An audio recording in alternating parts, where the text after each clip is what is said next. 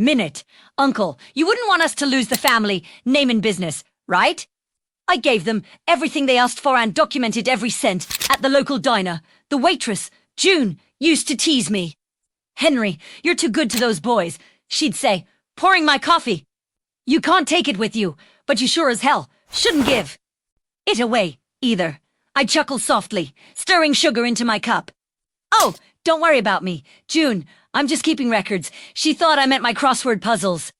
By the third year, they stopped pretending it was about business. They wanted new cars, vacations, investments. I kept saying yes. The ledger filled like a slow-burning fuse. One night, after Jared had driven off in his brand new Porsche, the one I had technically paid for, I sat in the study under the yellow glow of the desk lamp. My reflection in the glass looked older than I felt. They think you're a fool, I murmured to myself. So be a fool. But make it count. That was when the idea of invoice number 1028 was born.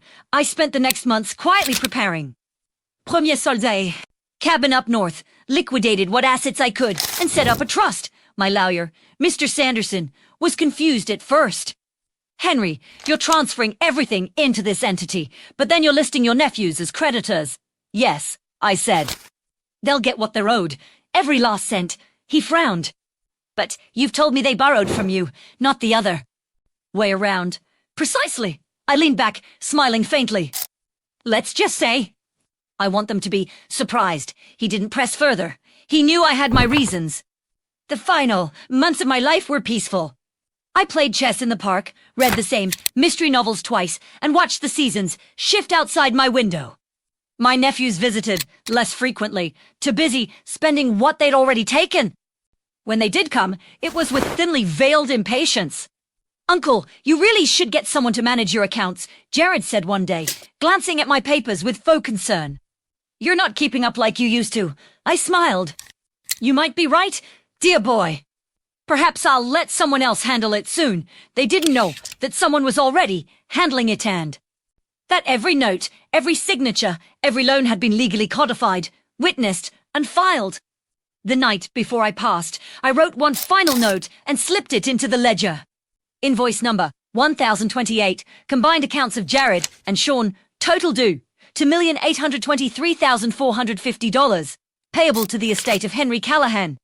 Immediately upon my death, I died quietly, they said, peacefully in my sleep. En sud-ouest, came to the reading, expecting spoils houses, bonds, maybe even the art collection they used to mock. Instead, they got the bill. When Mr. Sanderson read the final line aloud, failure to pay shall result in full legal collection by the executor, Sean whispered, he's joking, right? Jared's face drained of color. He can't do that. He's dead, but the lawyer, calm as a stone, said, legally, gentlemen, he most certainly can, and in that moment, for the first time in years, I could almost hear myself laughing again, soft, knowing, and very much alive in their disbelief. They didn't speak to each other for nearly 5 minutes after the reading. The lawyer's office was small, lined with oak, shelves and smelling faintly of dust and old paper. Outside, the rain tapped against the frosted glass like a quiet metronome. Sean sat hunched forward, elbows on his knees, staring at the will in his trembling hands. Jared stood by the window, jaw working, his reflection fractured by the rivulets of rain. Mr. Sanderson, always meticulous, gathered the remaining documents into a neat stack and said evenly, the estate executor will begin processing the claim within 30 days. You'll be contacted regarding repayment arrangements. Jared turned sharply. Repayment? You can't be serious. My uncle gave us that money. It was gifts, not loans. The lawyer's eyes flicked up, impassive. Then I suggest you produce documentation to support that claim. Mr. Callahan's records state. Otherwise, records, Sean muttered. What records? The ledger, Sanderson said, as if naming something sacred. Every transaction carefully noted, signed, and dated. It's been verified by our office. Each disbursement labeled as a loan, not a gift. You both acknowledged receipt in writing, though perhaps you've forgotten. The silence that followed was suffocating. Jared's face went from red to pale, to something between. He turned to his brother. Did you sign anything? Sean's throat bobbed. I don't remember. Maybe some receipt, but I thought it was just for taxes or something. Sanderson gave a small, humorless smile. Mr. Callahan was many things, but careless was not one of them when they left the office. The rain had turned into a thin drizzle. Sean stood under the awning, staring blankly at the parking lot. What the hell just happened in there? He whispered.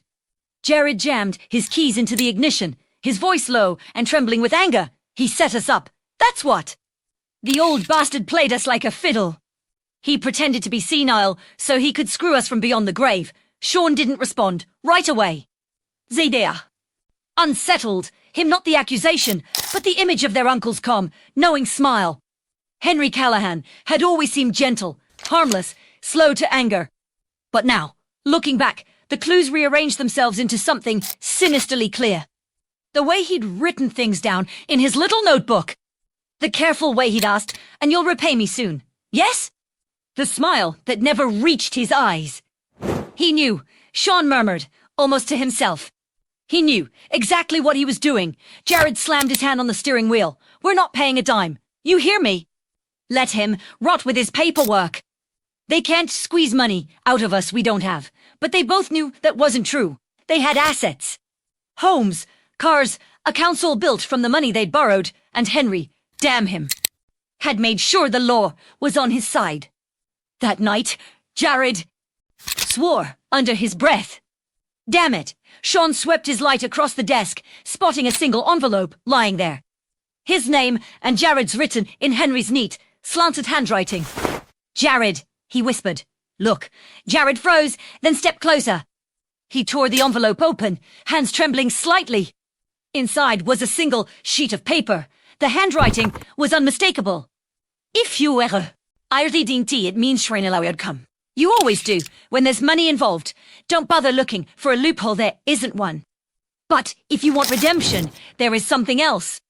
The real inheritance lies beneath the floorboards. Only the honest will find it. Sean exhaled shakily. What the hell does that mean? Jared's flashlight swept across the rug. 10 with 3 fidest, forming the shape he dropped to his knees and started pulling the rug back. Jared, stop, Sean hissed. This is insane, but Jared ignored him. The boards beneath were old, their varnish cracked and dull. He pried at the edges until one came loose with a groan. And beneath it something glinted. Dean fingers brushing against little box, Sean whispered. What if he meant this as part of it? A trick. Jared didn't answer. He lifted the box out and set it on the desk. It was heavier than it looked. The lock was simple, rusted. He cracked it open with the heel of his hand. Inside lay not gold, not bonds, but dozens of small envelopes each labelled in Henry's precise hand. The first read, Jared, Lesson 1, The Cost of Greed. The second, Sean, Lesson 2, The Weight of Debt. And beneath them, a note. Before the end, I promised myself you'd learn the value of what you took. If you open these, you accept the game. The room suddenly felt colder. Sean's voice broke the silence. What game? Jared looked up, the flashlight beam trembling across his face. I don't know. No, he said quietly. But I think we're already in it. Sean stepped back, his breath shallow, the beam of his flashlight trembling against the wallpaper. A game. He whispered, his voice almost childlike, though the man was nearly 40. What the hell kind of game does a dead man play? Jared didn't answer. His eyes were fixed on the box, on those envelopes arranged, so perfectly it felt ritualistic. He pulled the first one, free Lesson 1, The Cost of Greed, and tore it open before his brother could protest. Inside was a single Polaroid photograph. It showed Jared, younger by maybe a few years, shaking hands with a man outside a car dealership. His Porsche gleamed in the background. Henry's wrinkled hand was extended toward him, a check visible in the corner of the frame. On the back of the photo, in Henry's slanted script, were 6 words, Every deal comes with a debt. Jared stared at it, his mouth dry. He took this picture. He must have followed me that day. Sean swallowed hard. Jesus, Jared, this is messed up. He was watching us. Watching. Jared laughed bitterly. No, he was planning. Meticulous old bastard probably had cameras hidden everywhere. You think that ledger was all he kept. He turned back to the box and snatched the next envelope. Lesson 2. The weight of debt. Sean's hand shot out to stop him. You don't even know what this is. But Jared ripped it open anyway. Inside wasn't a photo just. A note, handwritten and neatly folded. Sean leaned closer, and together they read, "Sean, you always feared consequence more than guilt. That's why you hid behind your brother, let him ask, let him lie, and told yourself it was family loyalty. But fear is just unpaid interest. When it matures, it costs everything." Sean's stomach turned. He's trying to what? Haunt us. Psych us out from beyond the grave. Jared smirked without humor. You think this is about haunting? This is him teaching. That's what he wrote, lessons. He's setting us up, even now. I'll bet there's more. He reached for a third envelope, unlabeled, lying flat at the bottom. When he pulled it out, something metallic slid with it, a small, tarnished key. The envelope contained only a line, "The truth, you." Both buried, still waits where I kept my promises. Sean's voice as shaking now. Where he kept his promises. What the hell does that mean? Jared's mind raced. Could be the bank. Or maybe wait. He turned, scanning the shelves. He always said that old safe in the basement was where he kept his promises. Remember, when we were kids? He'd say, promises go where even the worms can't reach. Sean nodded slowly, dread rising in his throat. Yeah, I remember. The old gun safe. Jared grabbed the key. Let's find out. They descended into the basement, flashlights cutting, through dust and darkness. The air grew colder, thicker, carrying the faint, metallic tongue of old tools and rusted pipes. The concrete walls were lined with shelves of boxes, years of records, furniture covers. Forgotten pieces of a long life meticulously organized. In the far corner stood the safe tall, iron, its paint chipped and faded. The same one that used to terrify them as children. When Henry joked that it was where bad debts go to sleep, Jared crouched, fitting the key into the lock. It turned with surprising ease, as though it had been oiled, recently. He looked at Sean once, almost expecting a protest. Sean just swallowed and gave a small nod. The safe door creaked open. Inside was another, metal box. This one newer steel grey with a combination, latch and a sealed envelope taped to the front. Jared tore off the envelope and unfolded the note. If you're here, you've already failed lesson 1. You came for what's mine, not what's yours. But redemption is never free. Inside this box are the ledgers you want, the evidence you'll need to free yourselves from the debt. But the code isn't written in numbers. It's written in memory. Remember the first thing. You stole from me. They froze. Sean blinked. The first thing we stole. Jared frowned, thinking. We didn't, but then he stopped. He did remember. Summer of 98. They'd been maybe 14 and 16. Henry had taken them in for the holidays, left them in the study while he went out to mow the lawn. They'd found the old cigar box where he kept silver dollars collectibles from his father. Jared had pocketed one. Sean followed, too scared to say no. They'd thought he'd never noticed. Sean's voice was a whisper. He knew. He always knew, Jared said. They looked at each other, both realizing the same thing. The code wasn't random, it was personal. On the combination dial, the scratches of age made faint patterns. Jared ran his fingers across it. Silver dollar, he muttered. It had the year 1941. He twisted the dial slowly. 4, 1. He hesitated. Maybe his birthday. Sean nodded. February 2nd. Click. The safe latch gave a small, metallic sigh and released. Inside were several thick binders, labeled with dates and names. Jared grabbed one and flipped it open. It wasn't just their transactions, it was everyone's, every person. Henry had ever loaned to, every detail logged in obsessive handwriting. But in the margins, written in red ink, were personal notes, sharp, cutting sentences. Jared, charming liar. Always asks for more. Sean, follower. Will drown quietly to avoid conflict. Sanderson, loyal but morally elastic. Sean felt sick. He wrote about us. About everyone. Jared turned another page and froze. Inside. The binder was a document stamped in legal red. Trust revision. Conditional transfer of assets. Arrêt à loi, my death. All estate funds shall be transferred to the party demonstrating honesty through completion of the lessons. Sean frowned. Completion. There's more. Before Jared could respond, a faint mechanical click sounded behind them. They turned. The basement door at the top of the stairs had swung shut on its own. A low hum began to fill the space, steady, electric, deliberate. "Jared," Sean whispered, backing up. "What the hell is that sound?" Jared looked around wildly. "I don't." Then the lights flickered. Once, twice, and the old intercom on the wall, one they'd thought was long dead, crackled to life. A voice, calm, faint, unmistakable, filled the basement. "Lesson 3, said Uncle Henry's voice. The price of truth." Sean's flashlight shook violently in his grip. He recorded this, but the voice continued. "If you've come this far, you've already chosen greed over grace. The rest of this house is wired with what I left behind. Not bombs, not money, just consequences.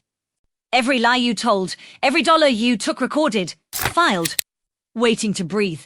The hum deepened into a faint vibration under their feet. Jared looked at the safe, then back at his brother. "We need to leave. Now." But as he turned toward the stairs, the light above them dimmed completely, leaving only the glow of the flashlight. And the whisper of their uncle's voice echoing, "In the dark, you can't pay. A debt you don't understand." Sean's light flickered once, then died. And Jared felt his heart stutter. The screen showed a live feed from the living room upstairs. The furniture, the curtains, even the old clock ticking on the mantel. And in the center of the room stood a wooden box, small, plain, the same kind they'd seen in the will reading photos years ago, beside the casket. Sean whispered, "That wasn't there before. Inside that box," Henry's voice continued, "is the only thing that matters. But only one of you can take it." Jared blinked. "What do you mean, one of us?" "One of you owes the truth." The other owes blood. A new sound rose, metal grinding, faint but unmistakable. They turned toward the safe. It was closing itself, slowly, inevitably. Jared lunged for it, but it slammed shut with a deafening clang, the combination dial spinning wildly before stopping on its own. Sean backed into the wall, voice breaking. "He's controlling this. Somehow he set this whole thing up to make you remember." Henry interrupted. "Do you remember, Jared, the night you forged my signature? The contract for that loan you never repaid." Jared froze. Sean's eyes widened. "You what?" "Or you, Sean," the voice continued, relentless. "When you sold your uncle's watch to pay off your gambling debt and lied about it for 10 years. Sean made a strangled noise. No, I was going to tell him. You never were," Henry said softly. "That's why I built this house, for you to keep your lies safe. But lies, like debts, collect interest." The floor under them began to vibrate. Dust rained from the ceiling. The lights overhead flared, then dimmed again. Jared shouted, "Stop this." "Whatever you want. Just tell us what to do. It's simple," Henry replied. "Tell the truth." They looked at each other, two men who had spent their lives conning, deflecting, lying even when silence would do. Sean broke first. He sank to his knees, hands trembling. "Fine. I stole from him. I knew what I was doing. I told myself I'd pay him back, but I didn't. I was ashamed." The hum deepened. Then, slowly, the red light on the intercom flicked off. Sean gasped. "It stopped." Oh God, it stopped. But Jared stood frozen, the beam of his flashlight still on the TV screen upstairs. The wooden box was open now. Something glinted inside. "Your turn, Jared," the voice said. Zitated." Sweat trickled down his neck. "I forged the loan papers," he said quickly. "Yes, I did that. I took the money. I used his accounts. Happy now." Silence. Then click. The door at the top of the stairs creaked open. They didn't move at first, afraid it might slam again. But it stayed open, a pale rectangle of faint moonlight spilling down the steps. Sean exhaled a broken laugh. "Itegate sove. It is done. Let's just get out of here." They climbed the stairs, one slow step at a time, the air growing colder as they rose. When they reached the living room, the television on the wall flickered to life again. Zesam. Feed from before, but now it was showing them, standing in the very spot where the camera watched. And on the coffee table between them, the wooden box sat open. Jared approached it slowly, every muscle tight. Inside was a single sheet of paper, folded once. Sean hovered behind him. "Don't," he whispered. "Just leave it." But Jared's curiosity, the same thing that had ruined him, won out. He picked up the paper and unfolded it. It was another invoice. Invoice number 1029. Settlement due upon acceptance of truth. $0 paid in full. Sean frowned. What does that mean? Jared stared at it, silent. Then he noticed something else. Underneath the text, in faint pencil, Henry had written a final message. You finally understand. The debt was never money. The house went quiet. The hum stopped completely. For the first time that night, there was peace. Sean sank onto the couch, shaking. He forgave us. Jared looked at the invoice one last time, then folded it carefully and placed it back in the box. No, he said softly. He taught us. A moment later, the lights flickered back to life, warm and steady. Outside, the rain had stopped. But as they turned to leave, neither noticed the security camera's red light, still glowing, in the corner recording. Always recording, waiting for whoever might come next to settle their own debt with the dead man who never truly left his home. Sean didn't sleep that night. He sat in the passenger seat of Jared's car as they drove away from the estate. The highway empty and silver under the moonlight. The wipers dragged across the windshield with a rhythmic squeal, clearing the last drizzle from the rainstorm. Neither of them spoke for miles. Finally, Jared broke the silence. It's over. Sean turned toward him, face pale, eyes hollow. You think it's over? Jared tightened his grip on the steering wheel. We got out. The power's back. The lawyer can deal with the rest. He's not coming back. Sean! He's dead. But the word dead hung there, like it didn't belong. Sean glanced down. In his lap lay the wooden box. He hadn't let it go since they'd left. The invoice side fall definitely glow anyone of Attica through the car. Jared asked, nodding toward it. Sean hesitated. I don't know. It didn't feel right leaving it there. Jared exhaled, sharply. You're starting to sound like him. They drove on. The road stretched endlessly ahead, miscurling along the edges. Then, somewhere near the outskirts of town, Sean said softly, Did you notice it? Notice what? The date on the invoice. Jared frowned. No, what about it? It was tomorrow. Jared looked at him, confused. What's the hell do you mean? Tomorrow. I mean, the invoice was dated October 9th. That's tomorrow. For a moment, neither said anything. The car hummed along, tires whispering over the wet asphalt.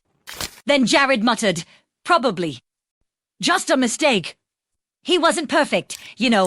Sean didn't respond. He just kept staring at the box, as if expecting it to open on its own. When they reached Sean's condo, Jared parked in silence. The air between them was thick with something unspoken. Sean got out, box in hand, and looked back through the window. You sure you're okay? Jared asked. Sean nodded, though his eyes were distant. Yeah. I just need to rest. Good. Sleep it off. Tomorrow, we meet Sanderson, settle whatever's left, and move on. Deal. Sean gave a weak smile. Deal. But that night, Sean couldn't rest. The condo was too quiet. Every creak of the building made him flinch. He set the box on his kitchen table, turned on every light, and poured himself a drink, then another. The liquor burned going down, but it didn't calm him. He kept seeing his uncle's handwriting, those careful, looping letters. You finally understand. The debt was never money. He stared at the invoice again. His name wasn't on it. Only Jared's. That detail hadn't registered in the chaos of the night, but now, under the soft hum of the refrigerator, it sank in. Jared Galland paid in, why not me? Sean whispered. The lights flickered once. He froze, heart skipping. It was nothing, he told himself. Power surge, old wiring. Then, from somewhere near the hallway, came a faint click. He turned slowly toward the sound.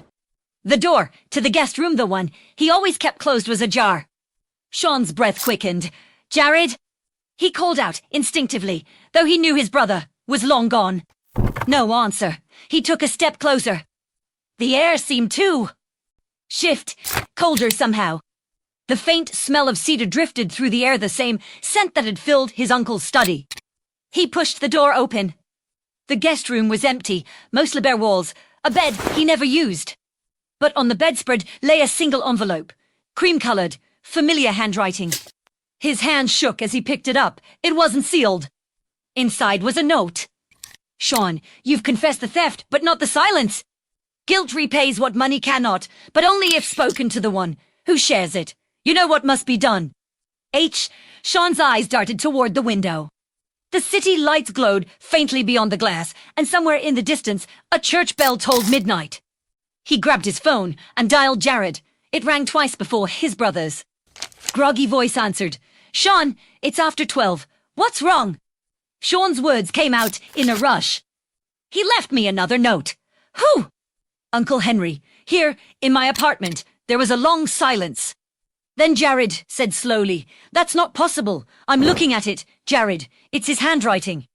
He says I haven't told the truth. That I need to tell you. Jared groaned. Tell me what? Sean, you already confessed everything. It's over. Sean! Would a perfect circle of absence. The note, though the note remained. Debt settled. He'd read it 100 times already, tracing every curve of his uncle's handwriting. It wasn't a copy. It wasn't forged. It was his. The police had taken the coin for evidence, but Jared had seen something they hadn't, the faint smudge of fingerprint oil along the coin's rim. His uncle's fingerprint. Henry Callahan had been dead for over 6 months. And yet, somehow, he was still collecting. Jared leaned back in the chair, eyes burning with exhaustion. What do you want from me, old man? He muttered to the empty apartment. The refrigerator clicked on with a low hum, startling him. He rubbed his face, forcing a bitter laugh. Yeah, figures. Even the appliances are in on it. He stood, looking around. Everything was as Sean had left it, meticulous, sterile, no sign of struggle. But on the counter, something caught his eye. An envelope. Plain, unmarked, half-tucked beneath a stack of unopened mail. His pulse quickened. He pulled it free. There was no postage, no name, just a wax seal read, stamped with the letter H. For a long moment, he just stared at it. Then, slowly, he broke the seal. Inside was a single sheet of parchment. Jared, I didn't build this lesson for Sean alone. You are the other half of the debt, the interest accrued by arrogance. You can still end it if you have the courage to finish what you started. Return to where you first lied. Bring the truth with you. H, beneath the signature, faint but legible, was an address. The old Callahan family warehouse on the edge of town. Jared felt a cold wave wash through him. He hadn't been there in years, not since the day he'd forged his uncle's signature on that loan. It had been the first time he'd ever crossed that line, the day everything began. He wanted to tear the note to pieces, to burn it. But St. Cloada team, by since he was there, the warehouse stood hunched and forgotten at the end of an industrial road, its windows dark and its metal siding streaked with rust. The front doors were chained shut, but a side entrance hung ajar, creaking softly in the wind. Inside, it was exactly as he remembered. The smell of oil, the echo of dripping water, a dusty remains of crates stacked like tombstones. His footsteps echoed as he walked deeper in, flashlight beam cutting through the gloom. At the far end, a single light bulb hung from the ceiling bare, swaying slightly, casting a dim cone of light onto the concrete floor. Beneath it stood a table. And on the table, waiting as though untouched by time, was another wooden box. Jared froze. No, he whispered. You can't still be doing this. He approached.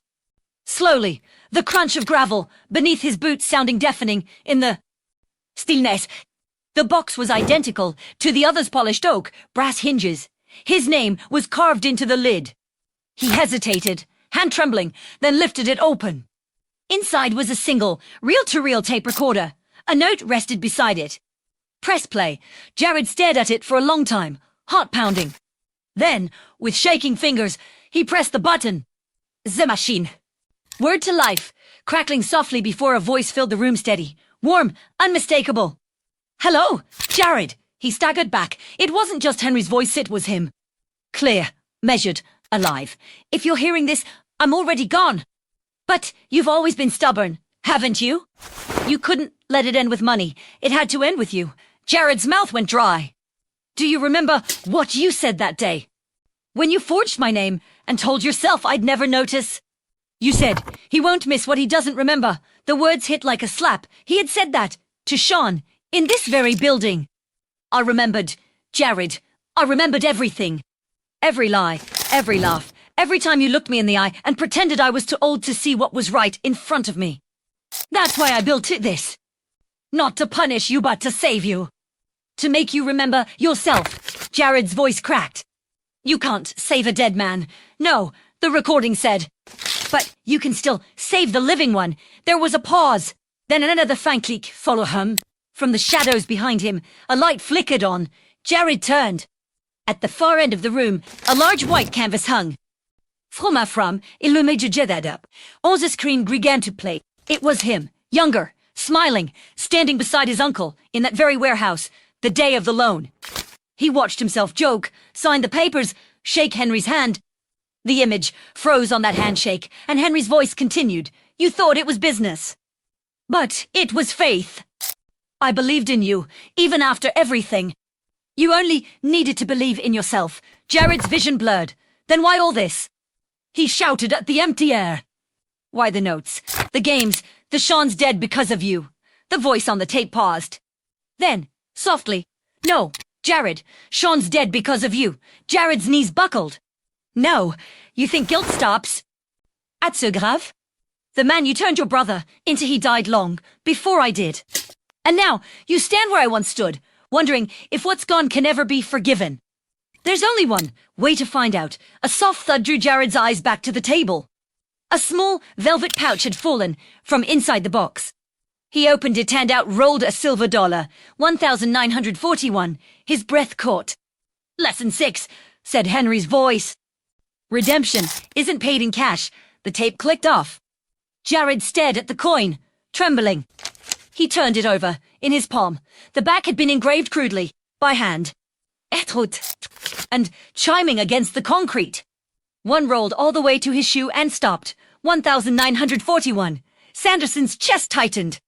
He crouched, picking it up carefully. It was colder than it should have been. For a moment, the reflection on its surface almost looked like a face, a familiar face. Ridiculous, he muttered, pocketing it. Just tricks of light, but the moment he slipped it into his coat, the overhead light flickered. Once, twice, then the intercom on the far wall crackled faintly. He froze. That system hadn't worked in decades. Mr. Sanderson. The voice was faint, but unmistakable. Calm, weathered, deliberate. You've done well keeping the records. But you've missed one. Sanderson's breath caught. Henry? Silence. Then, lesson 7. The cost of complicity. A chill raced through him.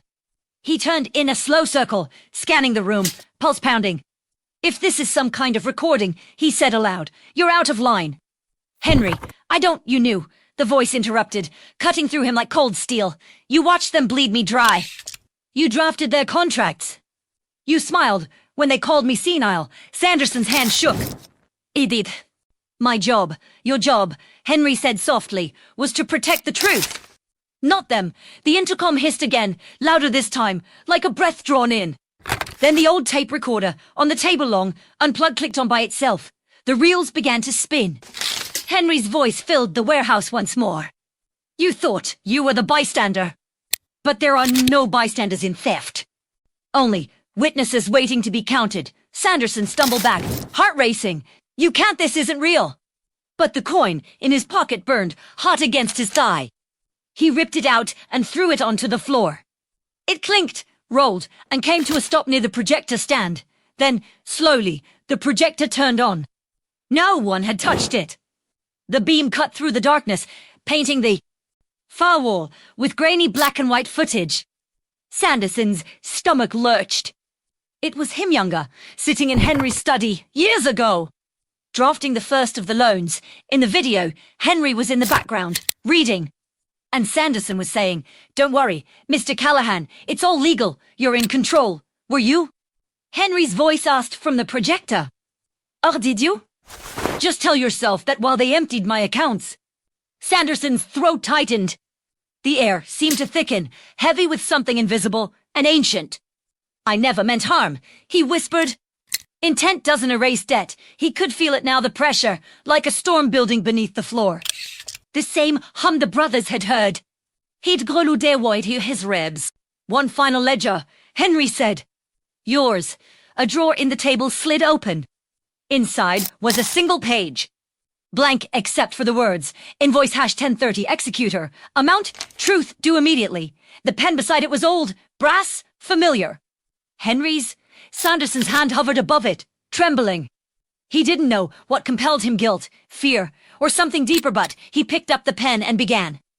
Softly, Sanderson's throat tightened. "You're not real." Henry smiled faintly. "Then why are you answering me?" Sanderson swallowed. "You said I had to deliver the truth." "I have. You've begun," Henry corrected, "but you haven't finished. What's left?" Henry's gaze drifted toward the ledger. "Someone must keep it." "No," Sanderson's voice cracked. "No, I can't. You must. The ledger doesn't destroy. It remembers. Every debt, every mercy. Without a keeper, the balance collapses. You understand that better than anyone." Sanderson looked down at the book, heart pounding. "And if I refuse?" Henry stepped closer, his face solemn kind, but then the little does. "But it's better when the keeper understands what it is." The hum grew louder. Pages fluttered in the invisible wind. Sanderson closed his eyes. When he opened them again, Henry was gone. The ledger was closed. The pen lay across it, dry. He stood, feeling the weight in his chest lift, not gone, but changed. The house seemed brighter somehow, the air warmer. He walked outside, the dawn light washing over him. Any bar the gone. Only an indentation remained, warm against his skin. A week later, a letter arrived at the county clerk's office. No return address, only a plain envelope containing a single key and a note.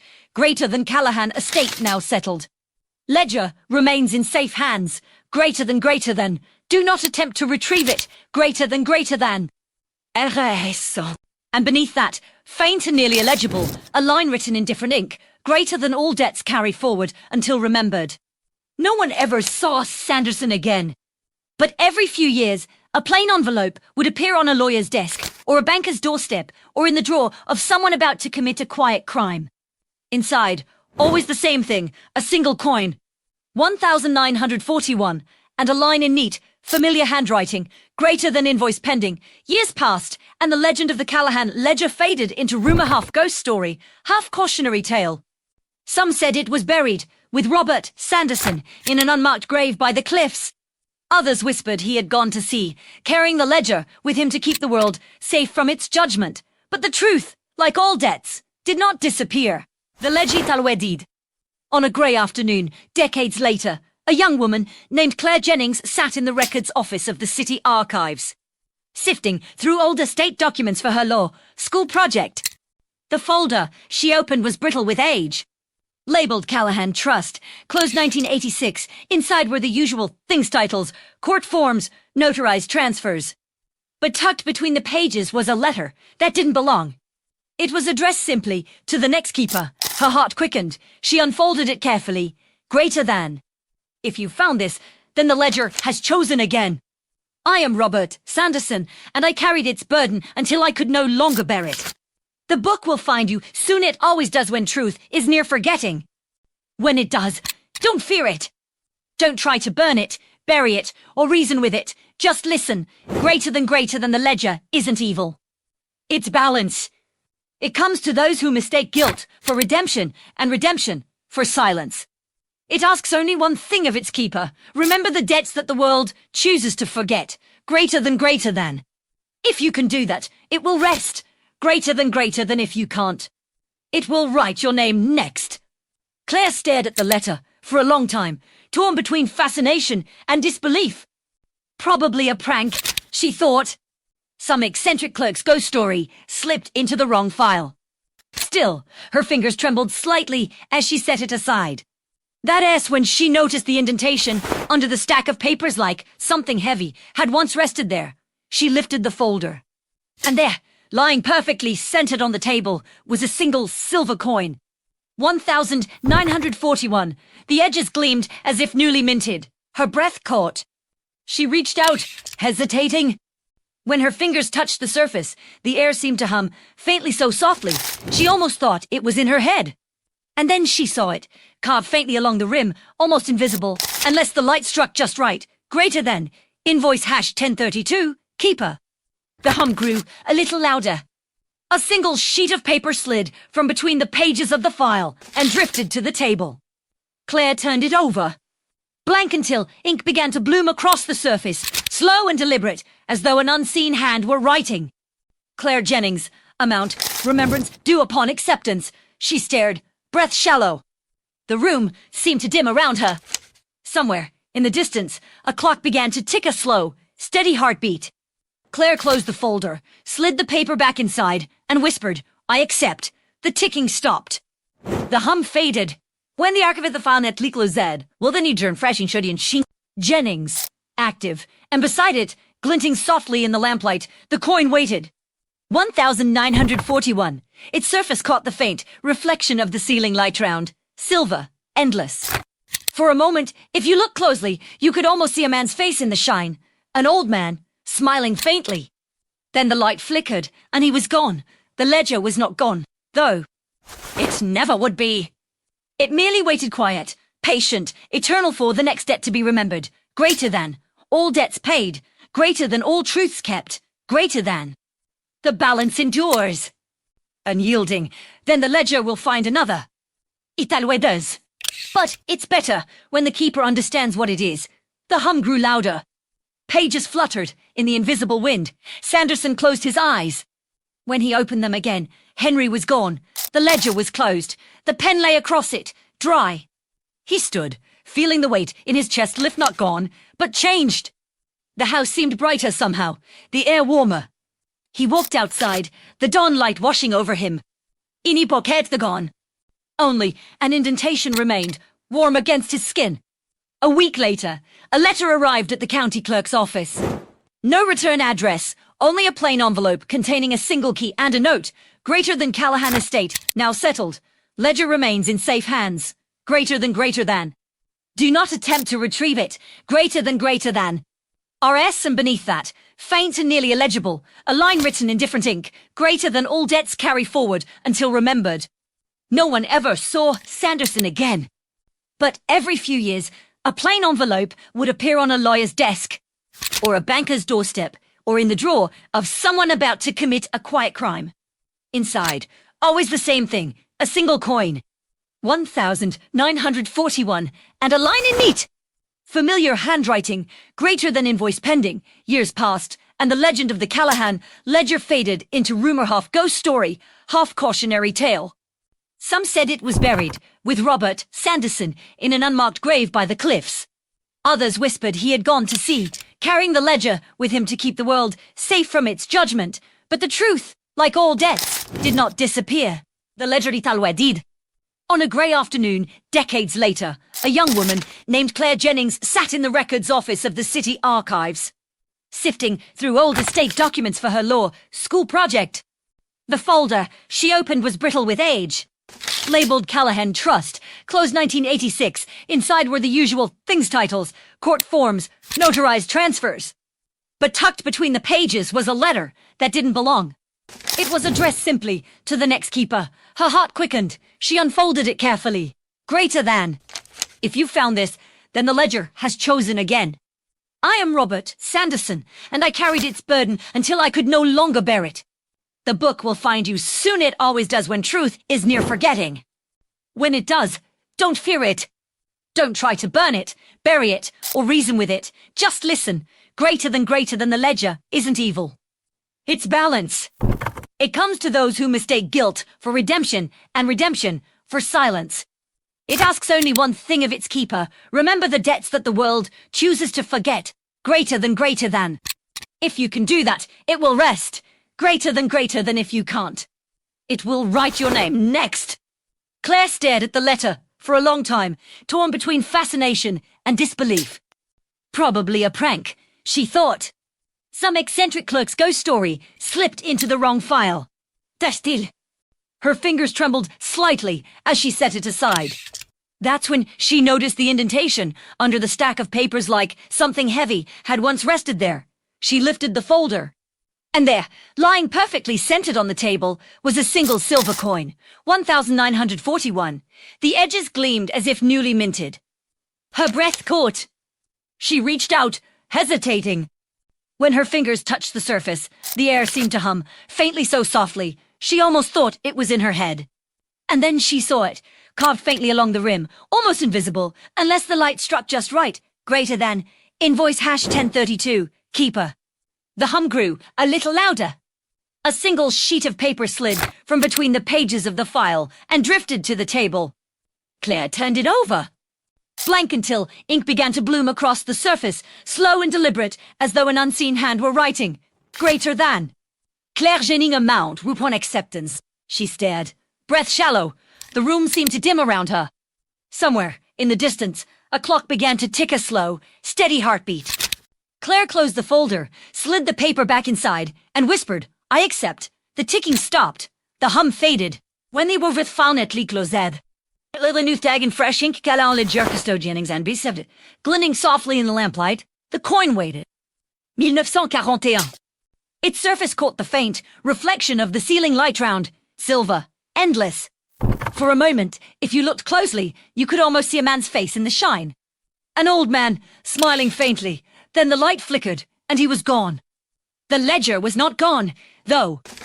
It never would be. It merely waited quiet, patient, eternal for the next debt to be remembered. Greater than. All debts paid. Greater than all truths kept. Greater than. The balance endures.